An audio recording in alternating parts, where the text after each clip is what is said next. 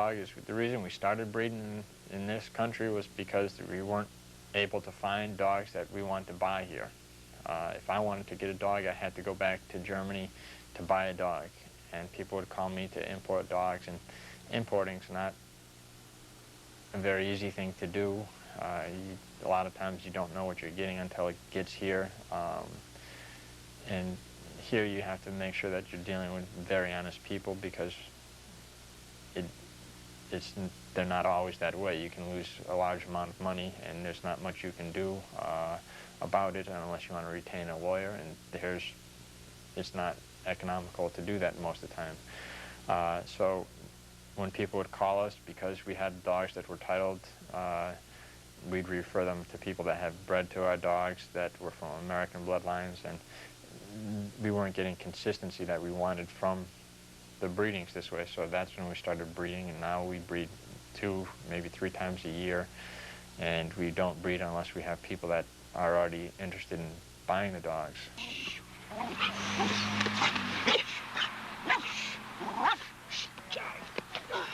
Oh, Jesus Christ.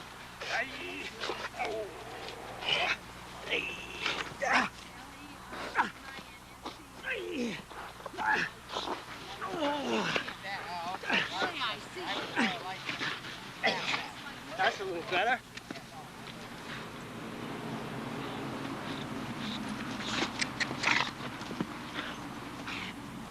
Boxer is a good dog in just about any other type of environment. They're all over the world. There's nothing that they can't do.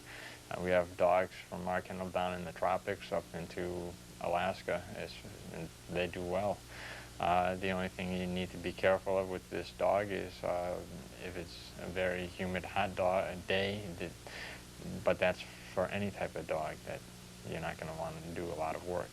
This is a very easy dog to take care of. They have short hair, so bath once in a while, and that's about all you need. And if you want, you can take them for long walks or exercise them on the bike. If you're working your dog, you need to condition them anyway, and there you're going to want to do a couple miles on a bike every other day just so that they're in shape. The Boxer should be friendly to children. They shouldn't be aggressive to children. That's bad temperament to start with.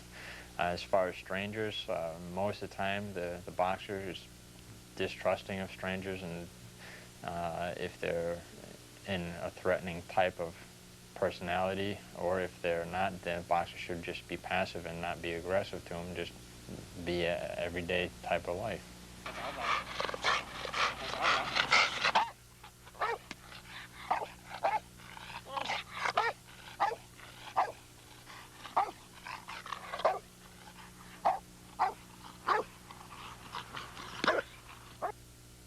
Some faults for breeding, which would be your cleft palates, your hair lips, testicle faults, and then you're looking at coloration problems with whites. Those are faults that they categorize in the paperwork for dogs in Germany. Other things that you're going to want to look for if you're looking for a dog for work, you're going to want to talk to somebody that does train their dogs, that knows the background of the dogs. It's not just good enough to have a dog from a foreign country. Doesn't mean that it's a good dog. Sometimes people sell bad dogs to foreign places, and people aren't the wiser. You just have to do research and make sure that you are getting what you're buying. There's very few people in the United States at this point in time that do work their dogs and train their dogs, and it's not enough to rely on 2 or 3 or 4 generations back that at one time those dogs were worked. I've noticed there are a lot of show quality Boxers that are AKC registered with championship bloodlines. Some people and even some breeders feel this type of Boxer will make an excellent protection or working dog. American show dog that hasn't been worked in maybe 50 years, that this dog is going to do the work.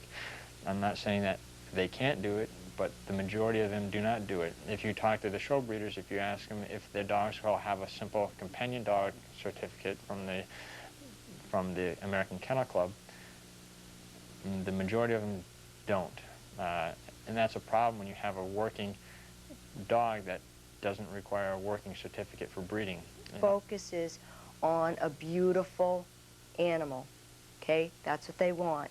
But I can't guarantee that if the person does buy an American Boxer, that the American Boxer would be protective, because the breeders in America, and I know a lot of them, and they're really good people, and they have beautiful dogs, they do not work their Boxer.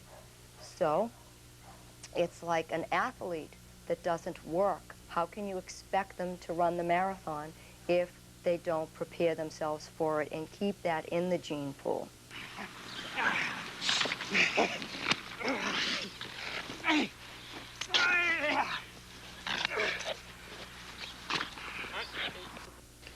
What is the trainability of the Boxer?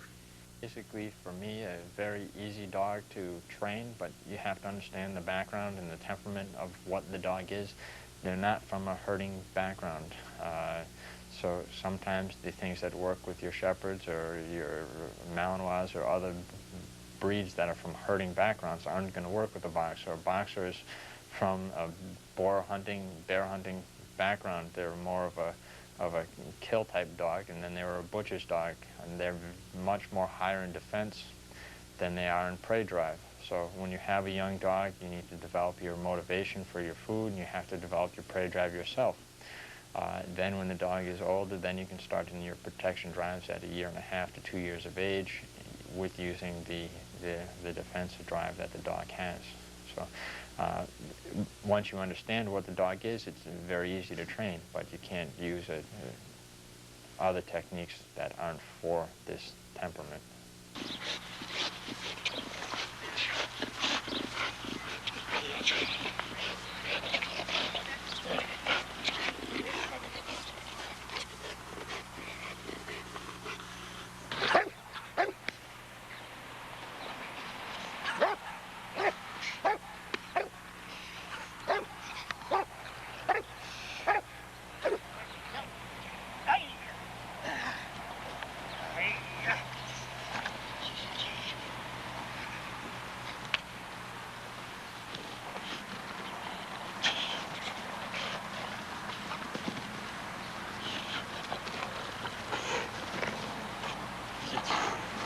The Boxer is the dog that will do anything for its master, but he's a good, solid, stable animal. For me, for a dog for protection, there's some things that you need to look at. You still are going to need very good obedience on the dog, because you need to have full control of the dog before you start doing your bite work. And this should be done through motivation from training and the dog wanting to please you. If you don't have this and you do protection and the dog enjoys the protection more, which they should, you're going to have a hard time controlling, and you open yourself up for liabilities. Also, when you get a dog for protection, you have to ask yourself why you want a dog for protection. I mean,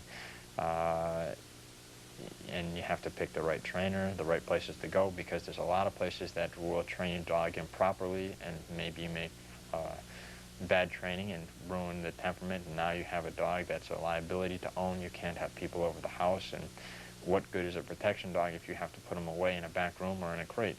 It's not what it should be. He should be able to be out in social occasions and be there, and if it's necessary for him to do any protection, then he should be able to be free to do it, but he needs to be calm and solid in his temperament.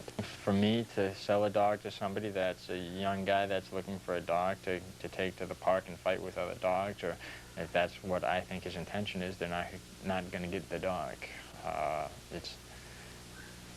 These dogs, you know, I'm not going to sell the dog for a fighting dog. They haven't been used as a fighting dog in probably 100 years almost now. Maybe sometimes, rarely they've been used, but it hasn't been recent. I'm not going to sell the dog to someone that I don't think could take care of the dog properly. But again, this is a hard decision to make, because sometimes maybe I've known people that have refused selling a dog to somebody, and then these homes end up being excellent places for the dogs, and other people that have the money very easily to buy the dog don't take care of the dog correctly at all. So basically it's whether or not my wife or I get along with the person. Yeah, I know one.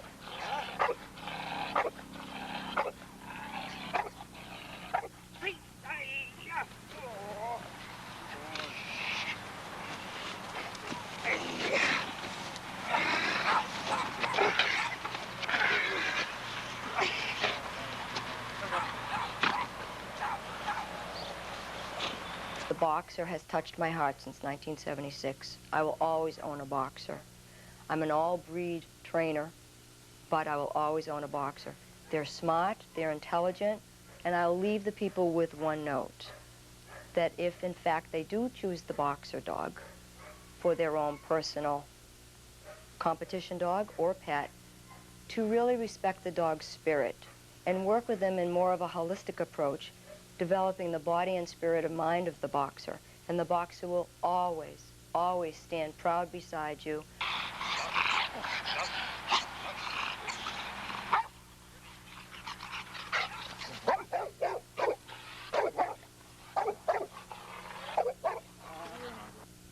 We'd like to thank decoy Henry Coble of Leicester, Massachusetts, for his help in this breed segment.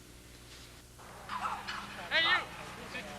Stop roasting my dog! Ah, that's no dog. Hey!